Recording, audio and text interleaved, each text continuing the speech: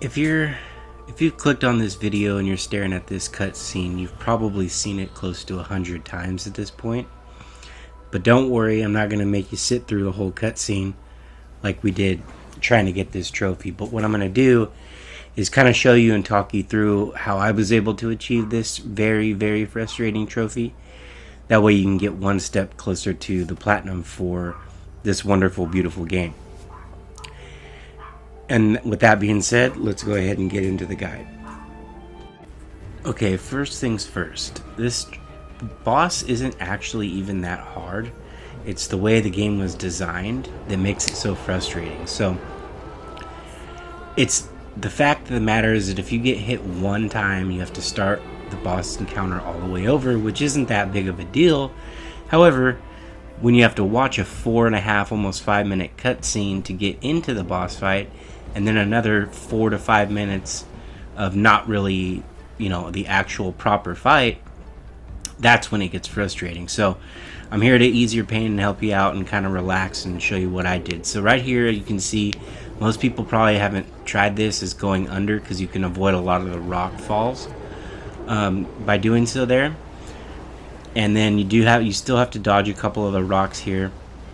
Now I can't confirm if the rocks even count as getting hit, but better safe than sorry, right? So, this is all smooth sailing. It just takes so freaking long. I wish at the very least they could have, if you restarted the chapter or whatever, it would start at the proper part of the boss fight.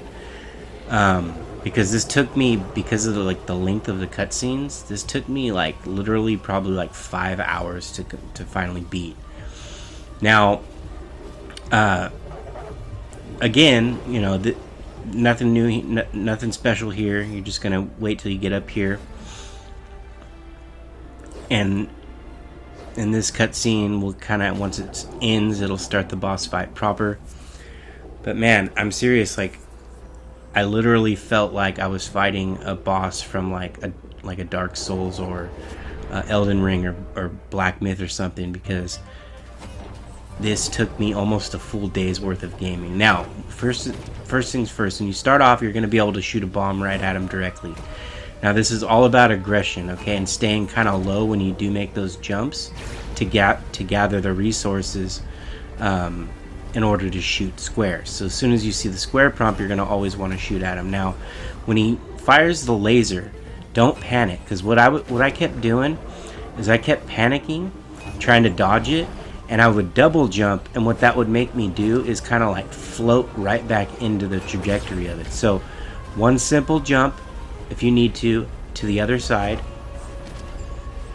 and if you need to do it again, wait until he's done firing, and then you're kind of in the clear. Now immediately start grabbing the mist or the water, whatever you want to call it. Make sure to dodge that shockwave bomb too. And just be aggressive. There was actually a couple of points where I was able to get him to the second phase before this part here, and this part's all about patience. Don't be aggressive here, just wait it out. You can see I get a couple close calls. Just stay out of the way until he's done firing, and then it's back to normal. And then boom, phase 1 complete. Now that's actually the hardest part of the boss fight. Now, a common misconception about the second part is it seems like the best strategy is when he's firing the laser is to kind of loop around the tunnel. But I'm going to tell you that is a recipe for disaster, because once you get into first of all, you don't collect the water things to where you can shoot the bombs at him fast enough, because this is all about damage. It's not like a timed boss fight. It's all about aggressive damage, right? So what I ended up doing is staying down in the middle, and you'll see that I'm constantly moving back and forth, left to right, flicking it left to right, while trying to collect as many water capsules as I can. And as soon as I'm able to fire at him, I do so. Now, you don't have to wait for him to shoot at you or anything.